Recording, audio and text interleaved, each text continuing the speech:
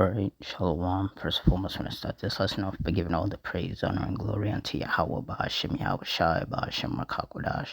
Double honors to the apostles and elders of Great Millstone. Honors to all the brothers who are fervently pushing the word in sincerity and in faith. Shalom to all the sincere believers. Now, this lesson is going to be based on this Rome fire that resulted in one person killed and one person burned.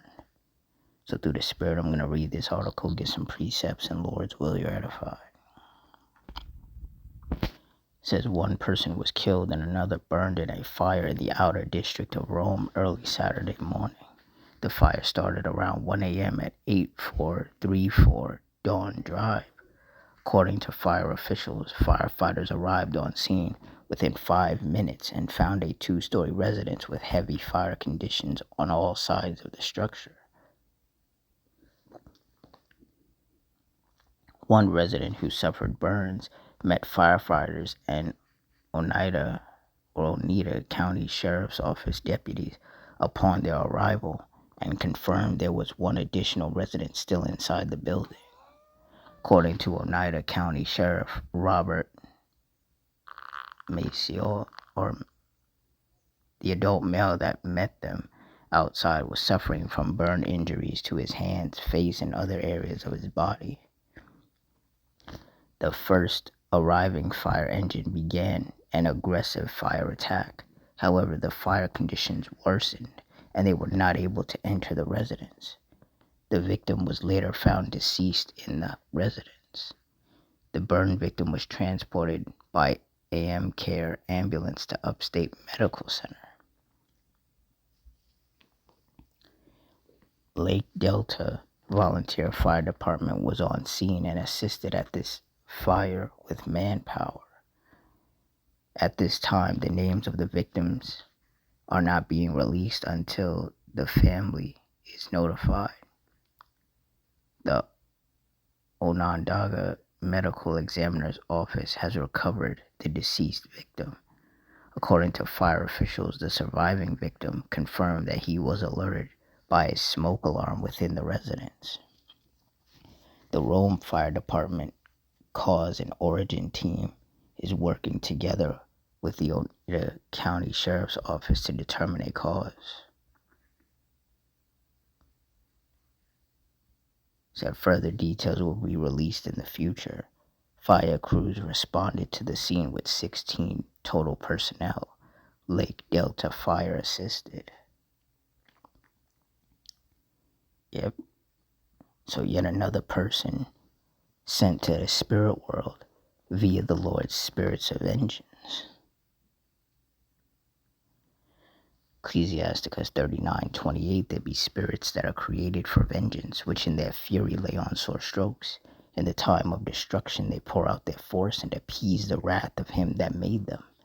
And when you look up the definition of appease, it means to satisfy. And that's what these spirits of vengeance were created to do. They were created to satisfy the wrath of the Lord by laying sore strokes upon these wicked people, with whom, according to Psalm 7 and 11, the Lord is angry with every day. Verse 29, fire and hail and famine and death, all these were created for vengeance. And that's right. Fire and death are two of the Lord's spirits of vengeance, and both of those spirits of vengeance were present in this judgment. Verse 30, teeth of wild beasts and scorpions, serpents, and the sword, punishing the wicked to destruction. And that's what's happening all over the world. Every day, the wicked are being punished to destruction. Deuteronomy 32:39. See now that I, even I, am he, and there is no power with me. I kill, and I make alive. I wound, and I heal. Neither is there any that can deliver out of my hand. And in this judgment, one person got killed, and one person got wounded.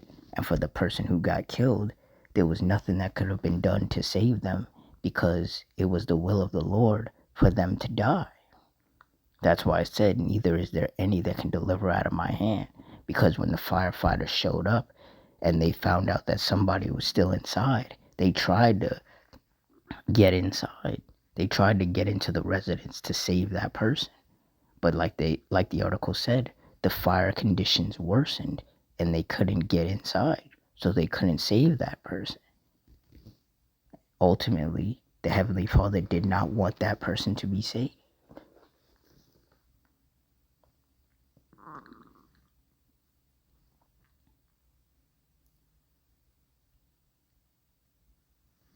First Samuel 2:6, the Lord Yahweh killeth and maketh alive. He bringeth down to the grave and bringeth up. And that's right. The Heavenly Father decides who he wants to kill. And then he unleashes his spirits of vengeance upon that person or upon those people so that judgment is executed.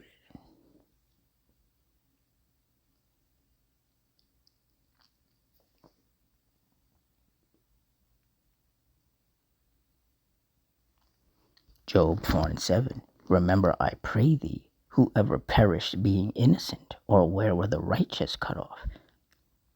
And the answer is, no one has perished being innocent, nor were the righteous ever cut off. So that person who died in that fire was not innocent in the eyes of the Lord. Verse 8, even as I have seen, they that plow iniquity and sow wickedness reap the same. And that's what's taking place. Wicked people, wicked men, wicked women, and wicked children are reaping what they've sown in the form of the Lord's spirits of vengeance executing judgment upon them. That is their punishment.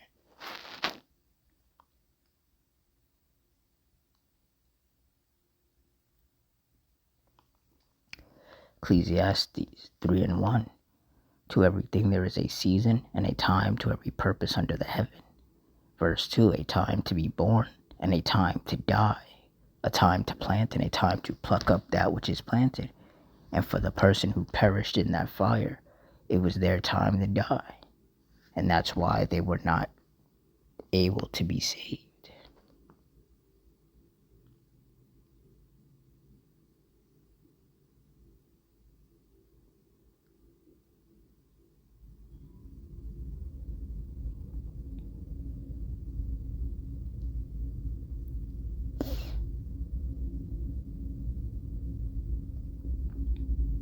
Hebrews 10:31. It is a fearful thing to fall into the hands of the living power. And that's right, because, people get caught in these fires, in these storms and tempests, and they think that somebody's going to come save them.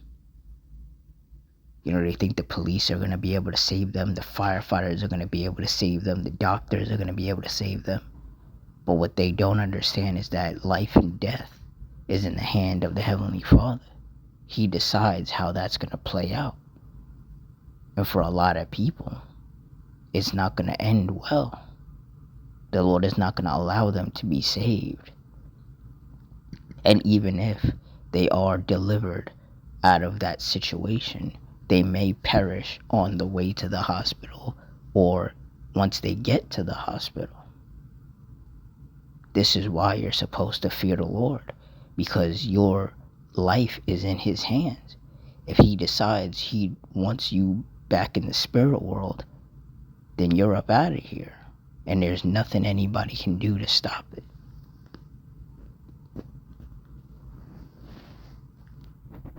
At the end of the day, we all have to keep in mind that we are completely powerless when it comes to the will of the Heavenly Father. There's nothing that we can do. Whatever the Heavenly Father wants, that's what's going to play out. So the wise thing to do would be to fear the Lord and move in a righteous manner. Live your life in as righteous of a manner as you can, lest you anger the Lord and he unleashes his spirits of vengeance upon you and ultimately takes your life, and now you're back in the spirit world. like the person who perished in this fire. So with that, I'm going to wrap it up here. In closing, I want to give all the praise, honor, and glory unto Yahweh, Bahashim, Yahushai, Bahashim, Rakakwadash, the Wadi Yahweh, Bahashim, Yahushai, for putting the spirit on me to do this lesson. Double honors to the apostles and elders of Great Millstone. Honors to all the brothers who are fervently pushing the word in sincerity and in faith.